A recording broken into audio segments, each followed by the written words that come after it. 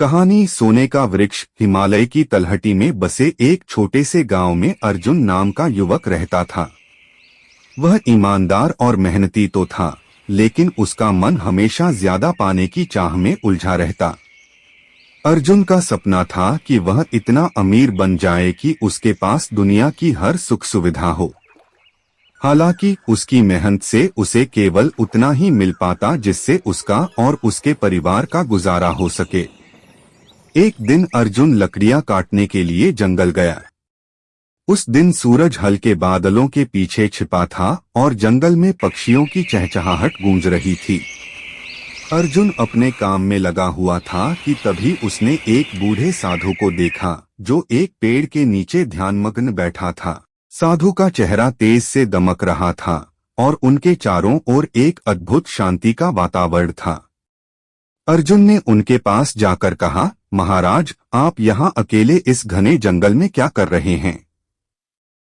साधु ने आंखें खोलीं और मुस्कुराते हुए बोले, पुत्र, मैं तपस्या कर रहा हूँ। लेकिन तुम्हारे बारे में बताओ, तुम क्यों यहाँ आए हो?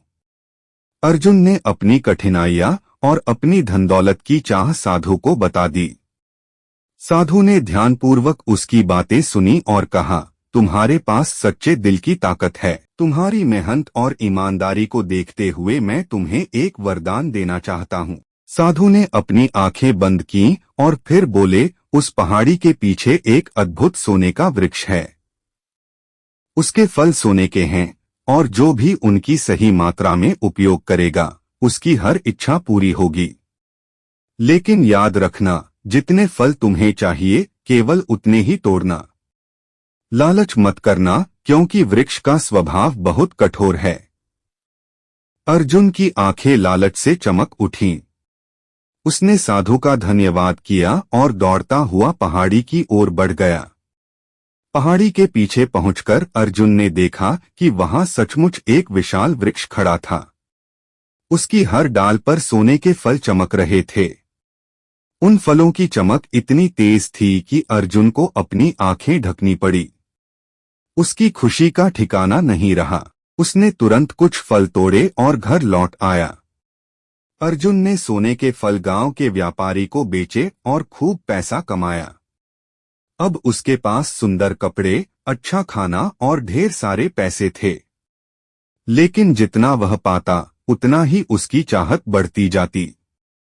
उसने सोचा, अगर मैं इस पेड़ के सारे फल तोड़ लूं तो मैं सबसे अमीर इंसान बन सकता हूं। मुझे किसी चीज की कमी नहीं रहेगी। अगले दिन अर्जुन फिर से उस पेड़ के पास गया। इस बार उसने कई थैले लाए थे। उसने सोने के फल तोड़ने शुरू किए और थैले भर लिए। जब उसने अंतिम फल तोड़ने की कोशिश की तो पेड़ अचानक कांपने लगा। आसमान में काले बादल छा गए, बिजली चमकने लगी और एक गूंजती हुई आवाज आई, मैंने तुम्हें चेतावनी दी थी अर्जुन, लालच मत करना। अब तुम्हें इसका अंजाम भुगतना होगा। अर्जुन डर के मारे पीछे हटने लगा, लेकिन पेड़ के चारों ओर तेज हवा चलने लगी। उसके हाथों में जो सोने के फल थे वे तुरंत राख में बदल गए। उसकी आंखों के सामने उसकी मेहनत और लालच का फल बर्बाद हो गया। अर्जुन बेहोश होकर जमीन पर गिर पड़ा। जब अर्जुन को होश आया तो उसने खुद को गांव के लोगों के बीच पाया।